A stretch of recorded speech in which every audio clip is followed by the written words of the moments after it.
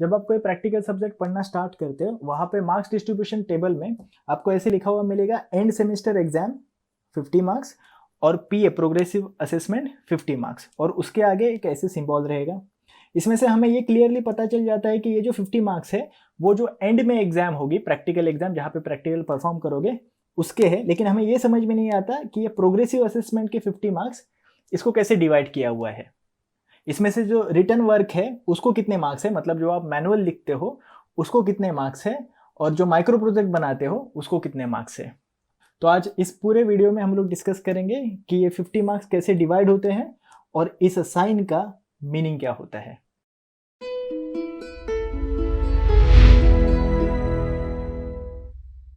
तो इसे समझने के लिए मैं एक सब्जेक्ट कंसीडर करता हूँ। से हम लोग कंसीडर करते हैं solid modelling and additive manufacturing SMA को, जो कि 5th सेमेस्टर में है।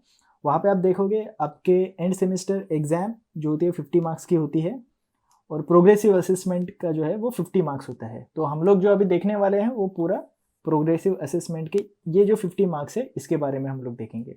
तो आपने उस मार्क्स डिस्ट्रीब्यूशन टेबल में वहाँ पे एक सिंबल देखा रहेगा, वहाँ पे उसका नीचे एब्रिविएशन में उन्होंने लिख के दिया हुआ है for the courses having only practical examination the PA marks practical part with 60% weightage and micro project part with 40% weightage. तो क्या मीनिंग है इसका कि जो प्रैक्टिकल पार्ट आप पढ़ोगे उसका जो वेटेज है वो है 60% और जो माइक्रो प्रोजेक्ट बनाओगे वो है 40%। तो उनका बोलना क्या है यहाँ पे कि प्रैक्टिकल पार्ट जो है वो 60% है। 60% मतलब अभी हम लोगों ने जो मार्क्स कंसिडर किए हुए हैं वो है 50। तो 50 का 60% कितना होगा, 50 multiplied by 60 divided by 100। Okay, ये जीरो कट हो जाएगा, ये जीरो कट हो जाएगा, कितना बचेगा ये 30। सिमिलरली माइक्रो प्रोजेक्ट पार्ट कितने परसेंटेज का है, 40%। तो 50 का 40% कैसे निकालोगे, 50 multiplied by 40 divided by 100। Okay, इसको आप वर्कआउट करोगे, कैलकुलेट करोगे तो ये आपको मिलेगा, ये जीरो कट हो जाएगा, ये जीरो कट हो जाएगा, 5 मल्टीप्लाइड बाय 4 ये आपको मिलेगा 20। तो इनका बोलने का मतलब है कि 50 में से 30 मार्क्स प्रैक्टिकल पार्ट है, मतलब जो आप रिटर्न वर्क करोगे उसका है, और 20 मार्क्स माइक्रो प्रोजेक्ट का है।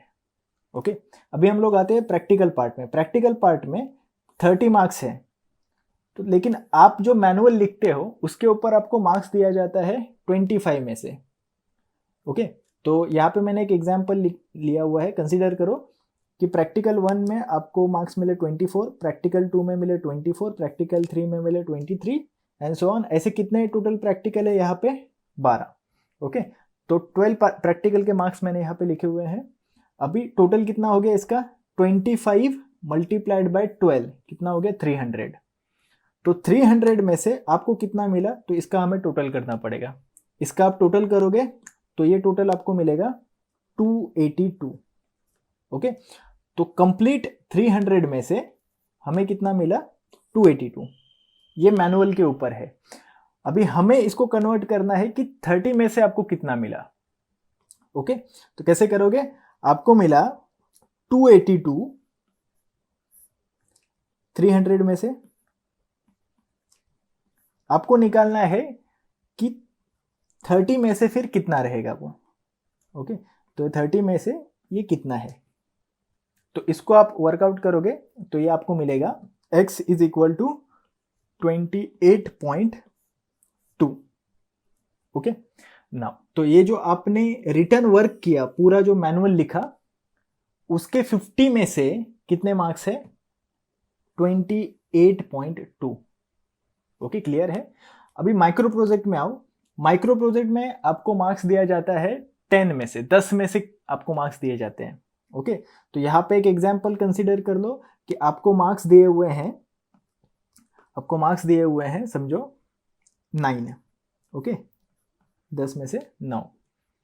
तो ये हमें निकालना है, अगर 10 में से 9 है तो 20 में से ये कितना रहेगा।